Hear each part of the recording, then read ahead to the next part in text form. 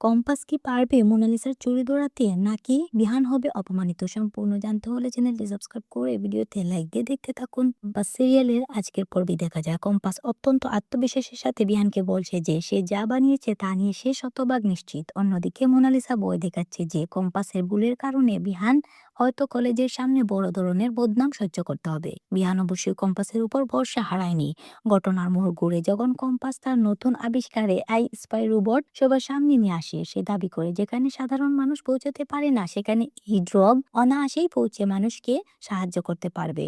বিহানের কাছে এই আইডিয়াটি দারুণ মনে হলেও আসল নাটক শুরু হয় একটু পরেই। চতুর কম্পাস ধরে ফেলে যে মোনালিসা আসলে তার আইডিয়া চুরি করেছে। সে সবার সামনে ফাঁস করে দেয় যে মোনালিসা বিদেশি পার্টস ব্যবহার করে জালিয়াতি করার চেষ্টা করছিল। এই নিয়ে দুজনের মধ্যে বেশ কথা কাটাকাটি হয়, কিন্তু শেষ দৃশ্যে দেখা যায় এক রহস্যময় মোড়। হঠাৎ করে কম্পাসকে আর খুঁজে পাওয়া যাচ্ছে না। সে কোথায় গেল বা তার সাথে কি ঘটলো তা জানতে হলে পরবর্তী পর্বের জন্য অপেক্ষা করতেই হবে।